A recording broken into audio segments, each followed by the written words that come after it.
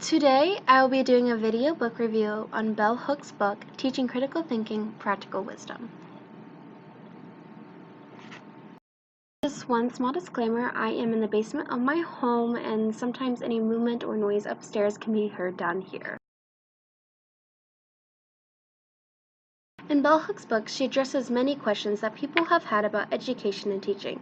She begins by discussing education in general, including critical thinking, democracy within education, pedagogy, decolonization, integrity, and purpose.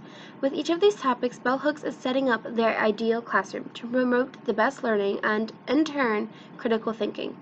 Bell Hooks argues that none of these topics discussed within the book can have true success without critical thinking. Bell Hooks also discusses different topics related to teaching, including stories, humor, and how to interact with students who may be crying or need a little extra help. With each of these topics, she begins with a personal anecdote and then describes the problem and how she went about addressing the issues within her past classrooms.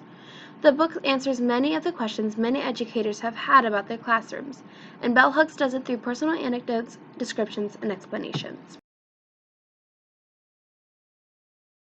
Bell Hooks is a very credible author because she was a former professor within many different universities.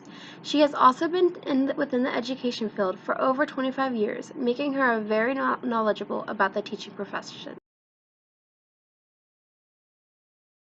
Bell Hooks structured her book very uniquely. Each chapter answers a different question that someone has posed to her. However, when she ordered the chapters, they fit smoothly together. She begins by approaching a very broad topic, and through the rest of the chapters, she discusses many of the different factors within the classroom, and then ties the last few chapters back to the beginning, allowing for all the different subtopics to define critical thinking. This is effective because it allows for readers to grasp each topic individually before connecting all the topics together at the end of the book. Each chapter is only a few pages long with an anecdote and then an explanation. This is effective because it allows the reader to put the topic into a real-life situation. The structure makes the book feel as though it is an easy read. However, the topics and content made the book much more difficult. The small chapters then allow the reader to take more breaks to comprehend each individual chapter better. The structure is very effective in the message that Bell Hooks is trying to portray. The structure allows time for readers to critically think about each chapter. In the book, Bell Hooks argues that critical thinking is crucial, and her book allows for her readers to do so.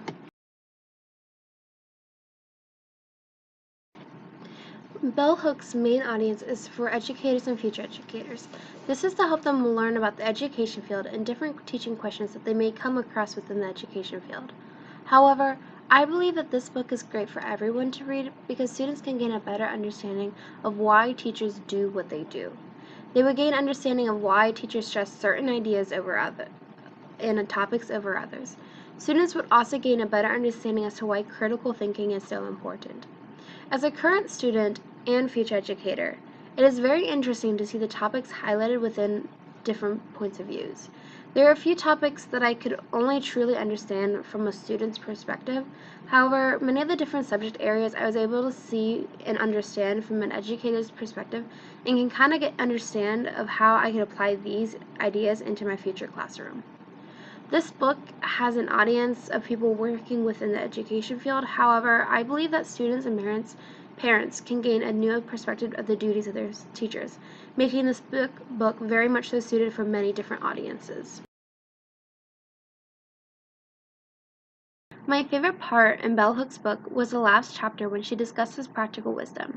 In this chapter, she discusses what we learn and how we apply this knowledge as practical wisdom.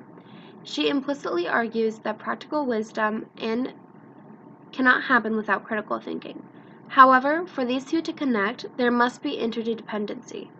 On page 187, Bell Hooks says, "When we accept that everyone has the ability to use the power of mind and integrate thinking and practice, we acknowledge that critical thinking is a profoundly democratic way of knowing.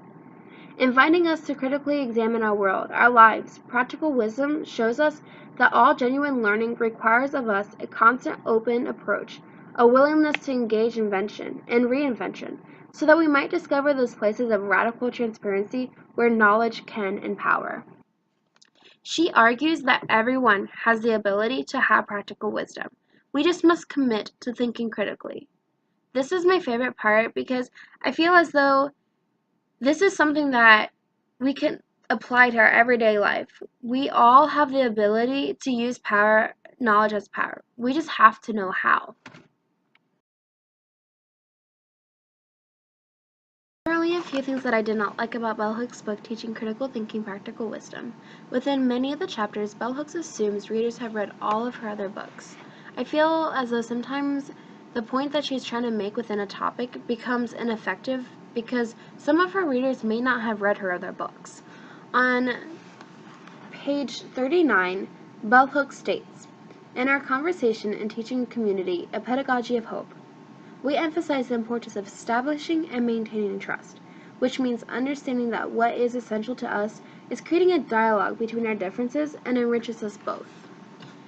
To a reader that has not read her previous book, including me, I lost some of the stress that she was placing on building trust in order to have a great dialogue, because I was focused on the book she had written and whether I was losing any important information by not reading that book, hindering her argument. Not only do I feel as though Bell Hooks' books assumes her readers have read her previous books, but I also feel as though some of the chapters do not belong.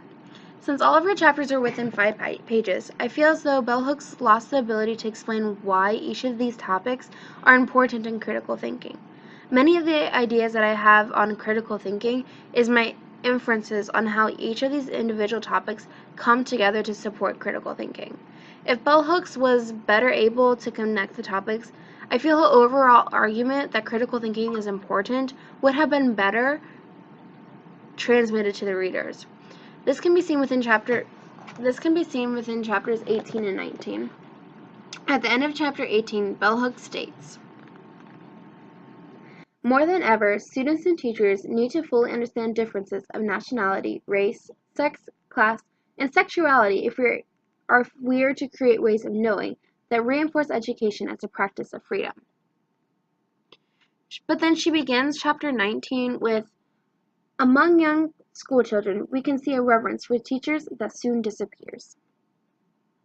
Between these two chapters, it is difficult to understand how these two topics can relate to each other. Not only this, but how do these two topics relate to critical thinking? Even though Bell Hooks is answering questions posed by teachers, I feel as though she could do better at connecting each of her answers together and to critical thinking.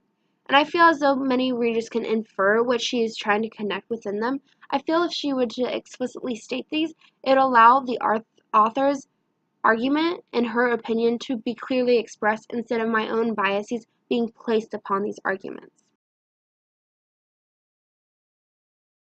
I feel as this is a very beneficial book to read to gain a better understanding of the education field and critical thinking.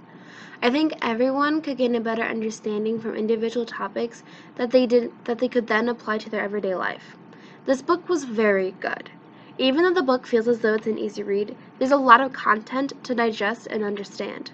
This book is one that I recommend everyone read, especially future teachers, students, and parents of said students, as it will give them a better understanding of what their teachers do each day. This book is very informative for a variety of readers that I highly recommend each and everyone read.